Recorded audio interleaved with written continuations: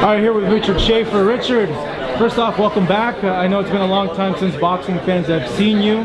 Many are wondering, why come back when you have a deck of so many cards and you do so many things?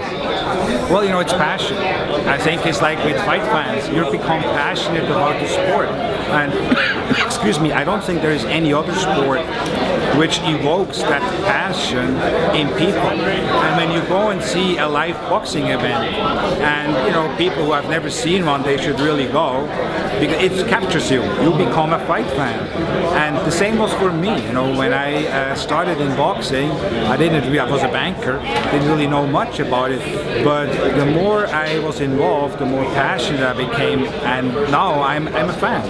I'm a fan and I love it, and I couldn't wait to come back. How were the 2 years that you were away? Did you feel kind of lost in a way with what you said, seeing that you love boxing so much? Well, you know, I did a lot of other things. I mean, I could have come back substantially earlier than I do, but I wanted to wait for the right moment, and I had some other businesses I was working on and with, and so I wanted to conclude that, and then you know, I was ready, the timing was right, and I decided to start a new promotion entity, Ringstar, and here's my first event. What's the goal with Ringstar, and what do you want to do with it? It really is, in a way, continue where I left off, creating great events, creating excitement, trying to help build the sport among casual fans, among the general market, empower the fighters, make sure that the fighters are properly paid, you know, just help the sport and help the fans and help the fighters, and pretty much do what I did before, create excitement. How does Ringstar fall into the current landscape of boxing in terms of the different promoters out there? Is it an outfit of the overall umbrella of PBC, or you go with whoever you can make fights with? Well, I don't think that there is such thing as a promotion, at least I don't know one, a promotional company which is sort of like PBC. I mean, you know, Lou does PBC events, and then he does his own events. Leon Margulis and others, they, you know, do some PBC events, they do their own events. The same with me, you know, I'm going to be, if I'm asked to provide a service to promote an event, I will do that, but at the same time, you know, I'm going to do my own events, I'm going to develop my own TV platforms, my own fighters, and so you know, I sort of like, wherever my skills are needed, I'll be happy to make them available.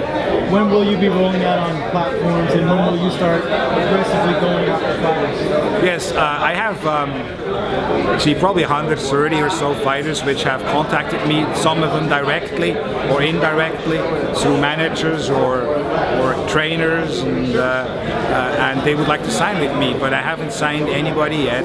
I want to keep it very exclusive, sort of like by invitation only, because I really want to sort of like redefine the way you promote a fighter, and more than just like, you know, here's a fight, and then, you know, you wait until the next fight.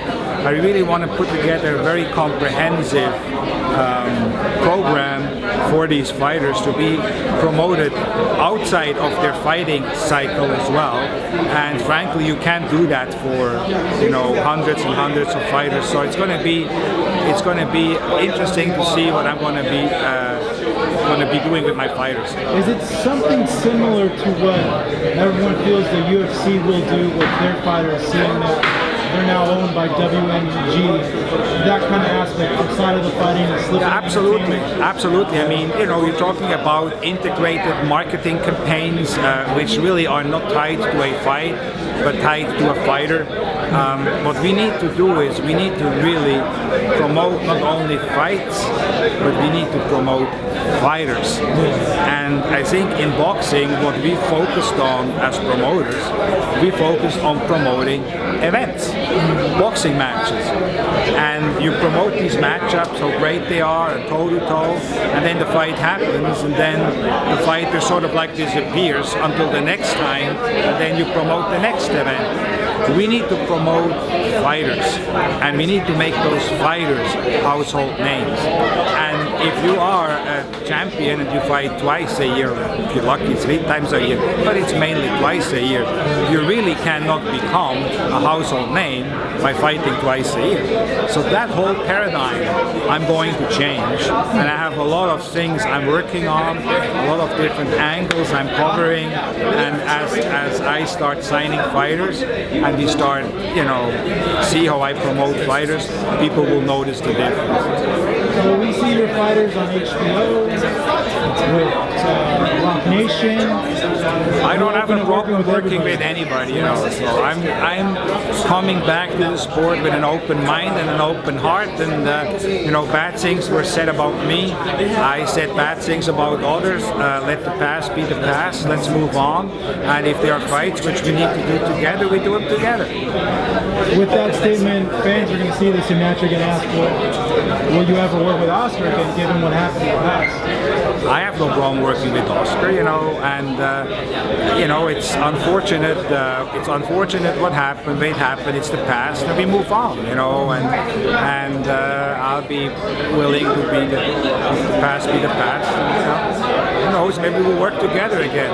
It would sort of be fun. I'm sure a lot of media would turn up for that on. With your time gone, how do you see the landscape? And do you see boxing better than when you left it, or do you see it where it's kind of gone down? A little bit of both. Why do I see it better? I see more boxing today than ever. And that's a good thing, because especially when you expose the sport on 3 network televisions, so that's a great thing, because people who haven't seen boxing before suddenly see boxing. I mean, you take the NBC telecast from the Olympics, which followed the men's basketball game, where you had Errol Spence fighting right after the Olympics basketball game. So you had like 6 million homes or so watching. I mean, that's like a record in I don't know how many years for boxing. So that is great. And by the way, those people could have all turned off the TV, but they were entertained by that fight. They were entertained by Errol Spence and by boxing, and like that you create new fans.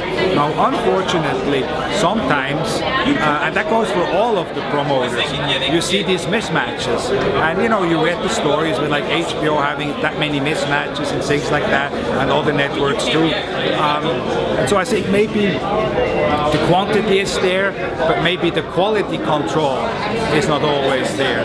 So I think we maybe need to focus on that a little more. On a final note, going back, because this is going to be a thing that comes up a lot, you and Golden Boy, the relationship, where does it stand at this point? Nowhere. I mean, they're an entity. They're doing their fights. They're doing their stuff.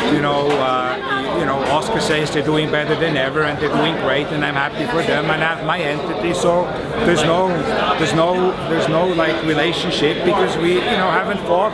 We haven't had to do a fight together. If you have to do a fight together, then I'm sure we'll get together.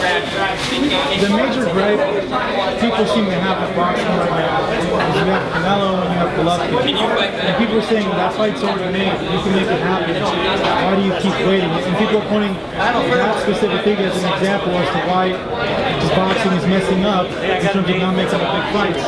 Your perspective on that, being at the beginning of when the whole Mayweather-Pacquiao stuff happened? Look, for us in boxing, and that goes for everybody, for all the promoters and networks, to keep saying, have the best fight the best. If we talk the talk, we need to walk the walk. And we cannot be afraid of who wins or who loses. We need to generally put the best fighting the best together. And Golovkin and Canelo is a fight people want to see. Why wait? Do it now. Richard, thank you. I appreciate it.